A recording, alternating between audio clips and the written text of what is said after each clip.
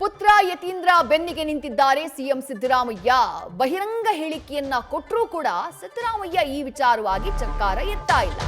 ಊಟಕ್ಕೆ ಒಟ್ಟಿಗೆ ಹೋಗ್ಬಂದ್ರು ಸಿಎಂ ಹಾಗೆ ಯತೀಂದ್ರ ಜೊತೆ ಪ್ರತ್ಯೇಕವಾಗಿ ಮಾತುಕತೆಯನ್ನ ನಡೆಸಿದ್ರು ಸಿಎಂ. ನಂತರ ಸಮರ್ಥನೆಯನ್ನ ಮಾಡಿಕೊಳ್ಳುವ ರೀತಿಯಲ್ಲಿ ಅವರ ಹೇಳಿಕೆ ಇತ್ತು. ಬಳಿಕ ಯತೀಂದ್ರ ಅಂಥದ್ದೇನ್ ಹೇಳಿದ್ರು ಅಂತ ಹೇಳಿ ಸಿಎಂ ಮಾಧ್ಯಮದವರಿಗೆ ಪ್ರಶ್ನೆ ಮಾಡ್ತಾರೆ. ಯತೀಂದ್ರ ಅವರಿಗೆ ಸಿದ್ದರಾಮಯ್ಯ ಅವರ ಬಲ ಇದೆಯಲ್ಲ, ಈ ರೀತಿಯಾಗಿ ಅವರು ಜೊತೆಯಾಗಿ ನಿಂತಿರೋದು, ಹೀಗಾಗಿನೇ ತಳಮಳ ಶುರುವಾಗಿದೆಯಾ ಅನ್ನುವಂಥ ಪ್ರಶ್ನೆ ಸದ್ಯ ಎದುರಾಗಿದೆ.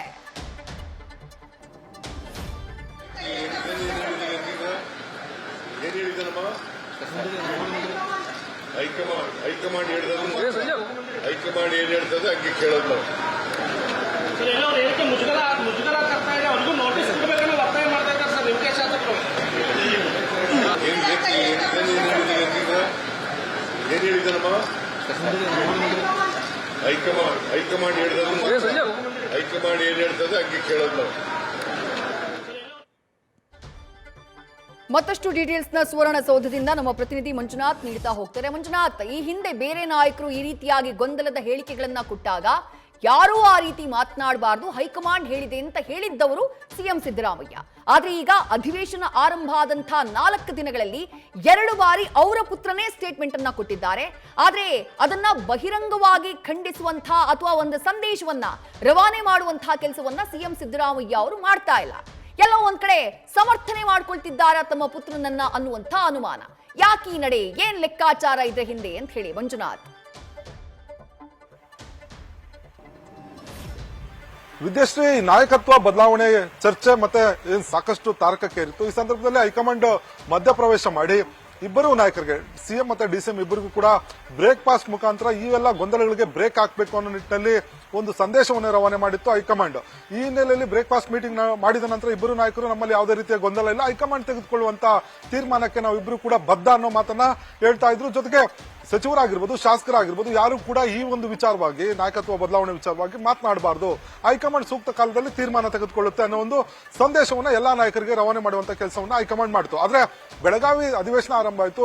ಅದೇ ಸಂದರ್ಭದಲ್ಲಿ ಯತೀಂದ್ರ ಅವರು ಕೂಡ ಬೆಳಗಾವಿಯಲ್ಲಿ ಈಗ 2ನೇ ಬಾರಿ ಏನು ತಮ್ಮ ತಂದೆ ಸಿದ್ದರಾಮಯ್ಯ ಅವರು ಸಿಎಂ ಸ್ಥಾನದಿಂದ ಬದಲಾವಣೆ ಆಗೋದಿಲ್ಲ ಅನ್ನೋ ಒಂದು ಸಂದೇಶವನ್ನ ರವಾನೆ ಮಾಡುವಂತ ಕೆಲಸವನ್ನ ಮಾಡಿರುವಂತದ್ದು. ಯಾಕಂದ್ರೆ ಇದರಲ್ಲಿ ಸಾಕಷ್ಟು ಲೆಕ್ಕಾಚಾರಗಳಿದೆ. ಯಾಕಂದ್ರೆ ಈಗ ಏನು ಸಿದ್ದರಾಮಯ್ಯ ಅವರು ಬದಲಾವಣೆ ಆಗ್ತಾ ಇದ್ದಾರೆ ಅನ್ನೋ ಒಂದು ಸಂದರ್ಭದಲ್ಲಿ ಹಲವಾರು ಶಾಸಕರು ಒಂದಷ್ಟು ಸ್ಪ್ಲಿಟ್ ಆಗುವ ಆತಂಕ ನಾಯಕರಿಗೆ ಇರುವಂತದ್ದು, ಸಿದ್ದರಾಮಯ್ಯ ಅವರ ಪುತ್ರನಿಗೆ ಇರುವಂತದ್ದು. ಜೊತೆಗೆ ಸಿಎಂ ಕುರ್ಚಿ ಖಾಲಿ ಇಲ್ಲ ಅನ್ನೋ ಒಂದು ಸಂದೇಶ ರವಾನೆ ಮಾಡಿದ್ರೆ ಆ ಶಾಸಕರು, ತಮ್ಮ ಪರವಾಗಿರುವ ಶಾಸಕರು ಬೇರೆ ಕಡೆ ಶಿಫ್ಟ್ ಆಗೋದು ಅಥವಾ ಅವರ ಮನಸ್ಥಿತಿ ಬದಲಾವಣೆ ಆಗೋದಕ್ಕೆ ಬಿಡಬಾರದು. ಜೊತೆಗೆ ಹೈಕಮಾಂಡ್ ಕೂಡ ತಮ್ಮ ತಂದೆ ಒಂದು ಏನು ಸಿಎಂ ಕುರ್ಚಿ ಖಾಲಿ ಇಲ್ಲ, ಹಾಗಾಗಿ ನಾವು ತಂದೆಯವರೇ ಮುಂದುವರಿತಾರೆ ಅನ್ನೋ ಒಂದು ಸಂದೇಶವನ್ನು ಕೂಡ ಹೈಕಮಾಂಡ್ಗೆ ರವಾನೆ ಮಾಡುವಂತ ಕೆಲಸವನ್ನಾಗಿರ್ಬೋದು. ಜೊತೆಗೆ ತಮ್ಮ ರಾಜಕೀಯ ಭವಿಷ್ಯವು ಕೂಡ ಇಲ್ಲಿ ಅಡಗಿರುವಂತದ್ದು. ಯಾಕಂದ್ರೆ ಸಿದ್ದರಾಮಯ್ಯ ಅವರ ನಂತರ ತಮ್ಮ ಪುತ್ರನಿಗೆ ಒಂದಷ್ಟು ಅಧಿಕಾರ ಸಿಗಬೇಕು ಅನ್ನೋ ನಿಟ್ಟಿನಲ್ಲಿ ಯಾವುದೇ ತಂದೆ ಆಗಿರ್ಬೋದು ಅಥವಾ ರಾಜಕಾರಣದಲ್ಲಿ ಸಹಜವಾಗಿ ಇರುತ್ತೆ. ಹಾಗಾಗಿ ಈ ಎಲ್ಲಾ ವಿಚಾರಗಳನ್ನ ಇಟ್ಕೊಂಡು ಲೆಕ್ಕಾಚಾರದಲ್ಲಿ ಈ ಹೇಳಿಕೆಯನ್ನ ಕೊಡ್ತಾ ಇದ್ದಾರಾ ಅನ್ನೋ ಮಾತುಗಳು ಈಗ ಕಾಂಗ್ರೆಸ್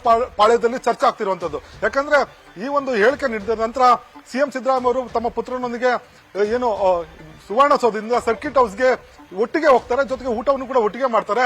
ಈ ಸಂದರ್ಭದಲ್ಲಿ ಹೇಳಿಕೆ ಕೊಡುವ ಸಂದರ್ಭದಲ್ಲಿ ಮತ್ತೆ ತಮ್ಮ ಹೇಳಿಕೆಯನ್ನ ಸಮರ್ಥನೆ ಮಾಡಿಕೊಂಡಿರುವಂತದ್ದು. ಯಾಕಂದ್ರೆ ತಮ್ಮ ತಂದೆ ಜೊತೆ ಚರ್ಚೆ ಮಾಡಿದ ಬಳಿಕವೂ ಕೂಡ ಯಾವುದೇ ರೀತಿಯ ಏನು ತಮ್ಮ ಹೇಳಿಕೆಯನ್ನ ಹಿಂದೆ ಸರಿಯೋದಾಗ್ಲಿ ಅಥವಾ ಆ ಒಂದು ಹೇಳಿಕೆ ಏನು ಕ್ಷಮೆ ಕೇಳೋದಾಗ್ಲಿ ಅಥವಾ ಹೈಕಮಾಂಡ್ ಹೇಳಿದಂತೆ ನಡ್ಕೊಳ್ತೇವೆ ಅನ್ನೋ ಮಾತನ್ನ ಸಹಜವಾಗಿ ಹೇಳ್ತಾರೆ ಅಂತ ನಿರೀಕ್ಷೆ ಇತ್ತು. ಆದ್ರೆ ಯತೀಂದ್ರ ಅವರು ತಮ್ಮ ತಂದೆಯವರ ಜೊತೆ ಕೂಡ ಚರ್ಚೆ ಮಾಡಿದ ಬಳಿಕ ತಮ್ಮ ಹೇಳಿಕೆಯನ್ನ ಸಮರ್ಥನೆ ಮಾಡಿಕೊಂಡಿದ್ದಾರೆ. ಆ ಮುಖಾಂತರ ತಮ್ಮ ತಂದೆಯ ಸಿದ್ದರಾಮಯ್ಯ ಅವರ ಬೆಂಬಲವನ್ನು ಕೂಡ ಪಡ್ಕೊಂಡಿದ್ದಾರೆ. ಜೊತೆಗೆ ಪುತ್ರನ ಒಂದು ಹೇಳಿಕೆಯನ್ನ ಏನು ಸಿದ್ದರಾಮಯ್ಯ ಅವರು ಕೂಡ ಯಾವುದೇ ರೀತಿಯ ಒಂದು ಏನು ಟೀಕೆ ಮಾಡೋದಾಗ್ಲಿ ಅಥವಾ ಆ ಒಂದು ಹೇಳಿಕೆಗೆ ಒಂದು ಏನು ಬ್ರೇಕ್ ಹಾಕುವಂತ ಕೆಲಸವನ್ನಾಗ್ಲಿ ಸಿದ್ದರಾಮಯ್ಯ ಅವರು ಮಾಡಲಿಲ್ಲ.